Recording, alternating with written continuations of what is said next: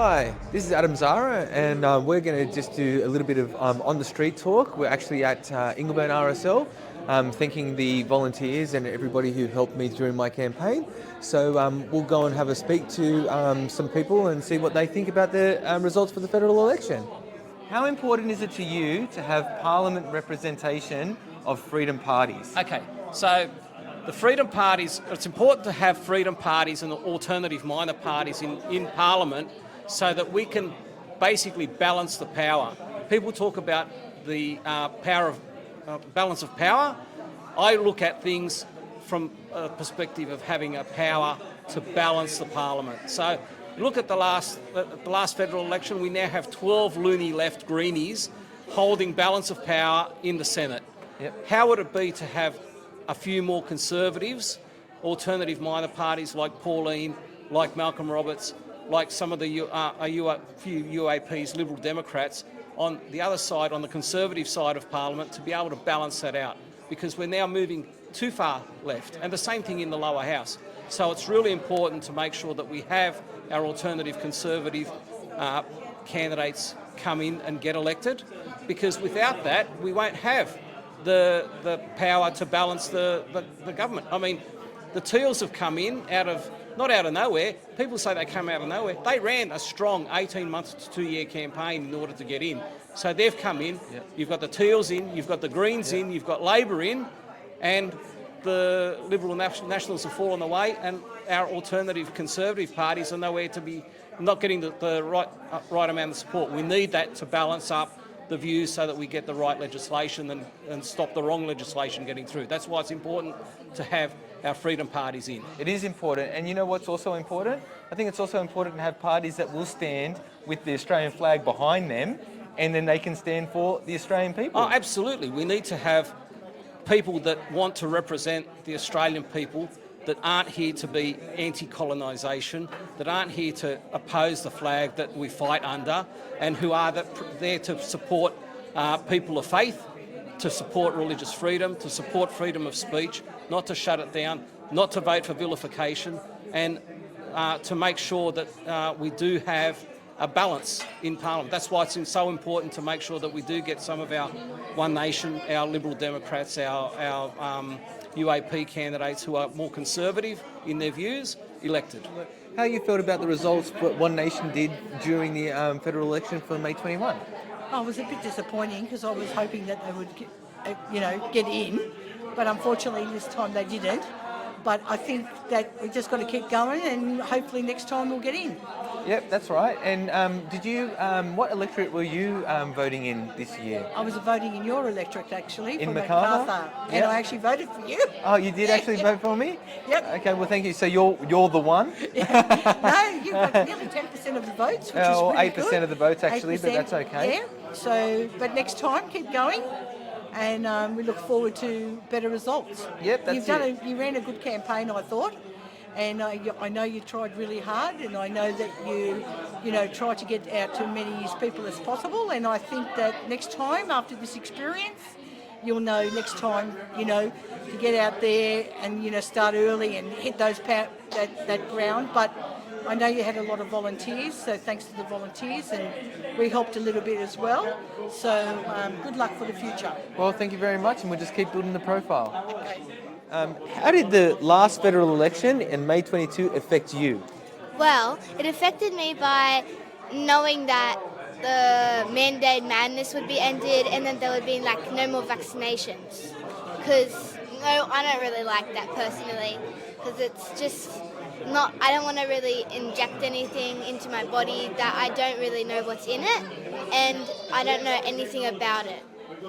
Okay, and having the time off school due to obviously the lockdowns and things like that, how did that affect you? We had 2 lockdowns where you weren't able to go to school for a couple of months, and then we had a second one where you weren't able to go to school for a couple of months.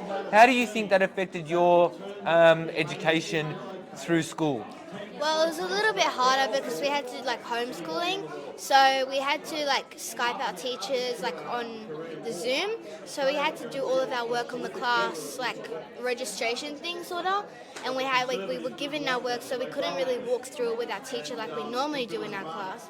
So it was a little bit harder for me to understand, and it's just a little bit more like hard to like process, because it's like I haven't, like, it's happened a few times, and it's really like hard because I actually like school and I actually like going to see my friends, and it's really hard when I'm at home and I can't really do anything, and it's also not really motivating me to do anything. Like, I sort of just, when I'm homeschooling, I sort of just, like, after I've done my schoolwork, I sort of just want to lay down and just chill.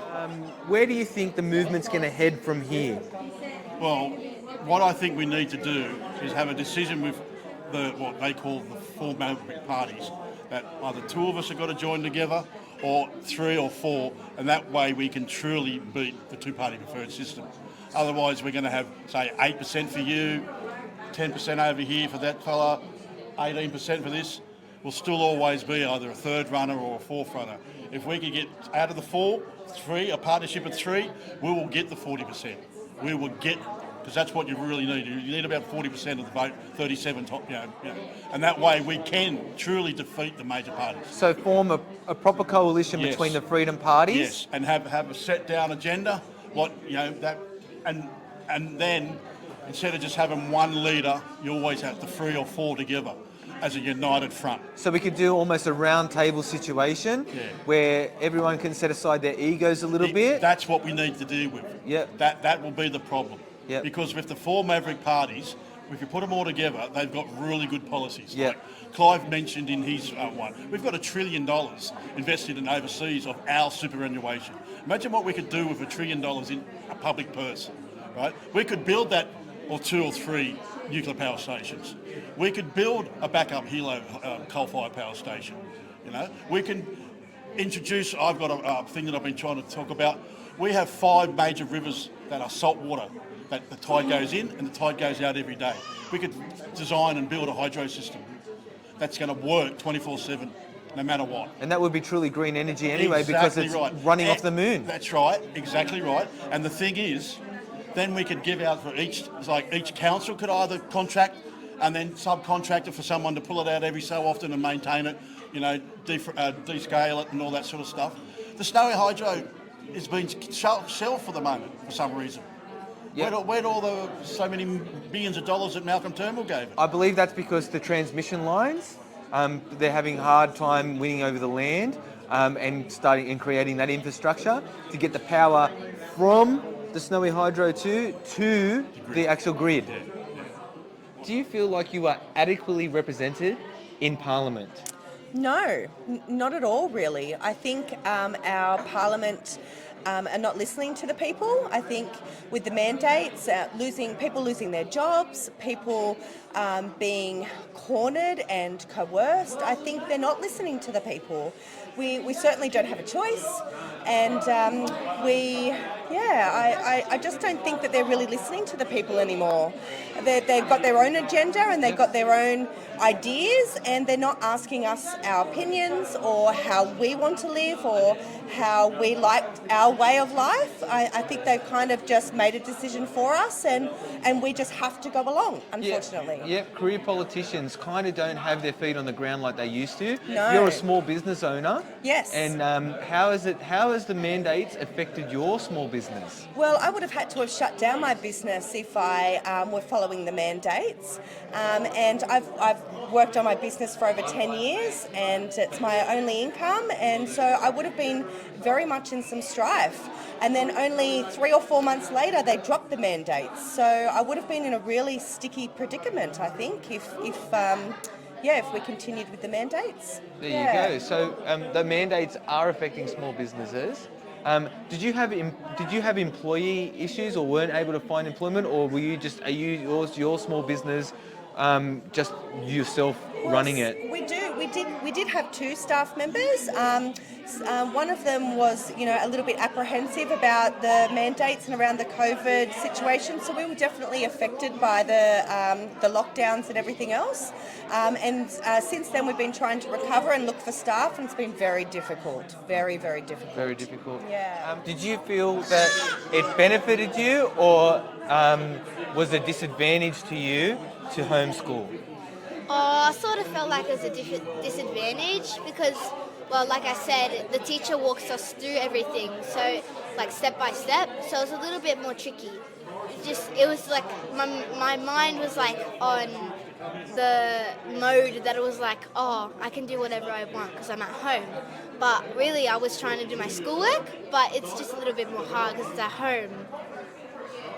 Well, there you have it, from a student who was affected by the mandatory lockdowns and the lockdowns due to COVID. She herself says that she felt disadvantaged from actually having to stay at home and school tutoring.